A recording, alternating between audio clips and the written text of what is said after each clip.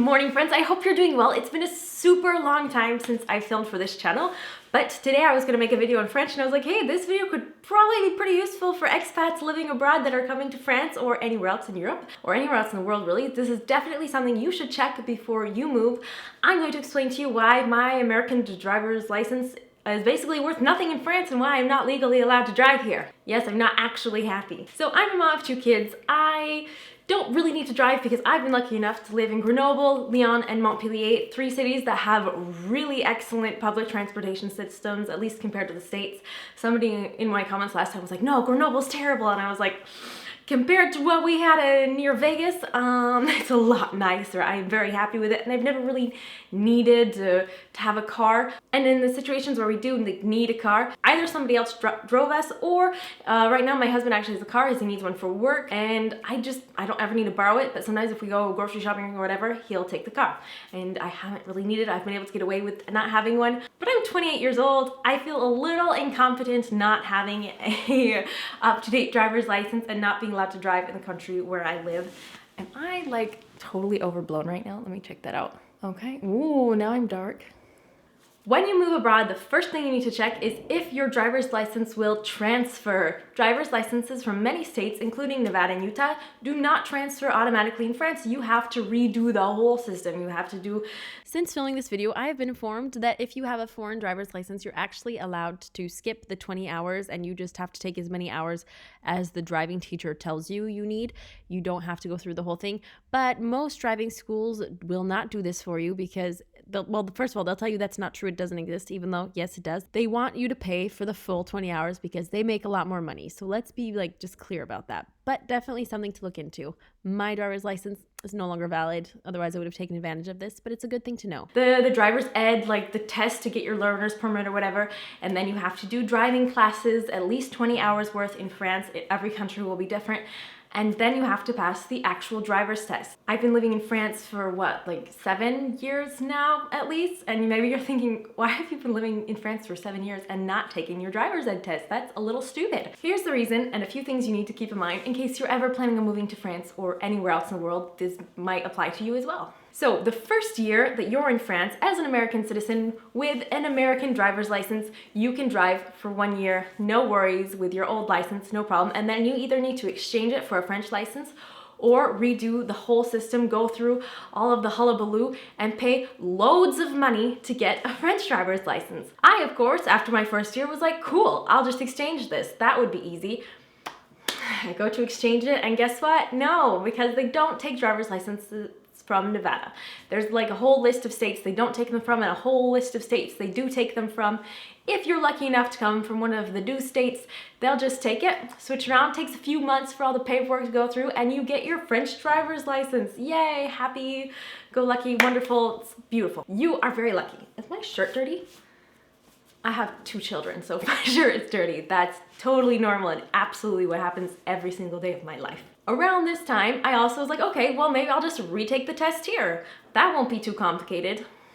So to take the test in France, you have to pass what is called the code of the route. So basically your driver's ed, laws, basic types of things. You have to take the test just like you do for a learner's permit in the States, except for it's a lot more complicated. Driver's laws are a lot more complicated in France because they have a lot of different types of roads that you almost never see in the States, and they have a lot of different signs and things like that. So having to learn all the material in French, take the test in French, and have all these different rules, it's kind of easy to get mixed up anyways. But on top of that, even for regular French citizens, it's really hard to pass this test because they try to trip you up. It's full of trick questions, apparently. I haven't taken it yet, but absolutely everyone has told me that, and I've taken a few tests online, and absolutely trick questions, and you're just like, this is... I know how to drive. You also have to go through what's called an auto-école, so a driving school. You have to go through a driving school, but it's not public like it is in the States where you can just go to your high school or whatever, or you can just use a charter school or take online classes or have, just experienced by driving a lot and able to take your driver's test.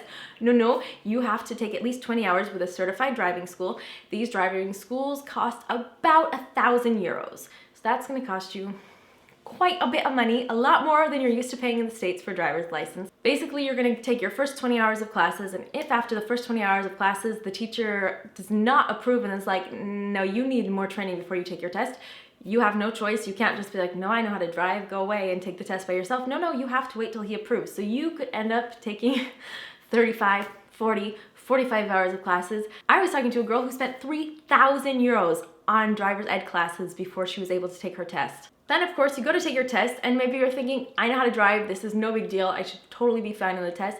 Except for in France, it's highly, highly recommended you use a stick shift when you take your test, because if you use an automatic car to do your driver's test, then guess what? You are only allowed to drive automatic cars for the rest of your life. It's marked right on your driver's license.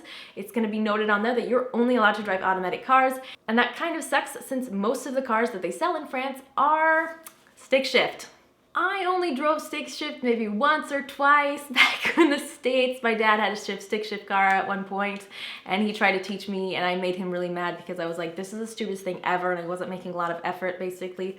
That's my story with stick shift, so I have to learn stick shift now. Oh, by the way, if I didn't mention at the beginning of the video, I'm currently in the process of getting ready to take this test that has lots of trick questions. That's what I'm studying. I've also watched a couple of videos like how to drive stick on YouTube, and you know what? I'm a little bit scared. little bit. I'll be fine. But gosh, Patricia, why didn't you go through this ridiculous, expensive process earlier? Then it would all be over with and you would have your driver's permit. I didn't want to for a very long time because there were kind of rumors that they were eventually going to accept all of the states. And so if I kept my driver's license that was still valid and I was just able to exchange it for a free French license, I would much rather do that than have to pay like 1,000 euros to go through all the classes and risk like failing and all those fun things. But guess what? Years have gone by, it has never changed. The laws are still currently the same and they still do not accept driver's licenses from Nevada.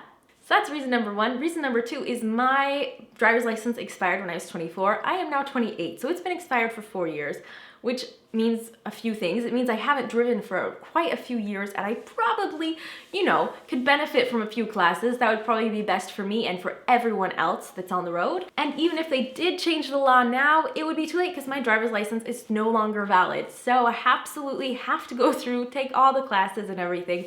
I've accepted it, I've moved on. I thought about doing it earlier, but I've been having babies the last couple of years, and so it was just not the right moment, taking a newborn and then adding on the stress of like trying to pass a driver's license in a different country. I was just not motivated. But now I'm motivated, I'm super motivated, and I really don't want to find myself in a situation where I need a driver's license and I have to try and get it fast. And on top of trying to do everything in a foreign language, I also have to have it very quickly, and I'm super stressed. That would just not be good for me. I think it'll be a lot easier to go through the whole process quickly and efficiently before there's any stress or pressure. So voila, that is why I cannot drive in France. I've also made this video in French if you'd like to check it out. I'll put a link down in the info bar below. And I hope you subscribe, and I can't wait to see you in another video. I do lots of videos about what it's like to live in France, and I'm going to be doing videos at least once a week now on this channel every Monday. Ciao!